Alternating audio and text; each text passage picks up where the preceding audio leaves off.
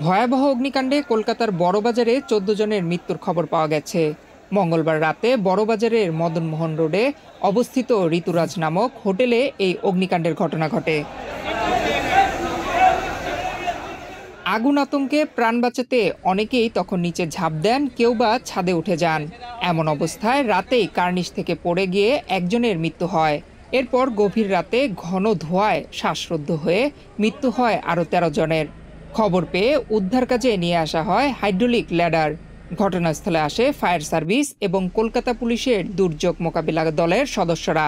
এরপর গভীর রাত পর্যন্ত চলে উদ্ধার কাজ। একে একে প্রায় ২৫ জনকে উদ্ধার করা হয়। হোটেলে অগ্নি নির্বাপন ব্যবস্থা থাকা সত্ত্বেও কিভাবে এই ভয়াবহ অগ্নিকাণ্ডের ঘটনা ঘটল তা এখনও পরিষ্কার নয়।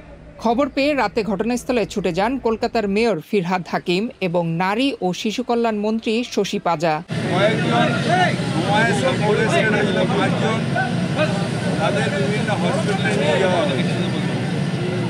এখন দমকল উপর থেকে পুলিং করে করে সার্চ অপারেশন করছে যে আর কোনো লোক আটকে আছে কিনা।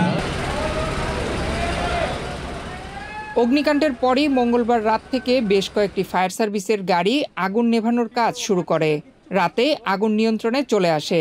এরপর ওই হোটেলটি থেকে একের পর এক লাশ বের করা হয়। ঘটনার পর থেকেই হোটেলের মালিক পলাতক।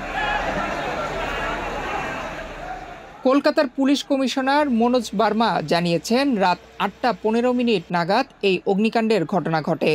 এই ঘটনায় ১৪ জনের মৃত্যু হয়েছে। অগ্নিকাণ্ডের ঘটনায় তদন্তের জন্য স্পেশাল টিম গঠন করা হয়েছে বলে জানান তিনি।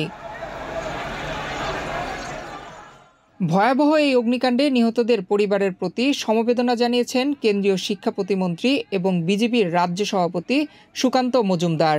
একই সঙ্গে কলকাতা শহরের নিরাপত্তা ও সুরক্ষা নিয়েও প্রশ্ন তুলেছেন তিনি। সাম্প্রতিককালে কলকাতা শহরে একাধিক অগ্নিকাণ্ডের ঘটনা ঘটেছে, যার মধ্যে অন্যতম ২০১০ সালের মার্চ মাসে স্টিফেন কোর্টের ভয়াবহ অগ্নিকাণ্ড। অগ্নিকাণ্ডের ঘটনায় ৪৩ জনের মৃত্যু হয়েছিল। এরপর ২০১১ সালের ডিসেম্বর মাসে দক্ষিণ কলকাতার ঢাকুরিয়ায় আমরি হাসপাতালে বিধ্বংসী অগ্নিকাণ্ডে ৯৩ জনের মৃত্যু হয়েছিল। নয়ন বিশ্বাস, বাংলাদেশ প্রতিদিন।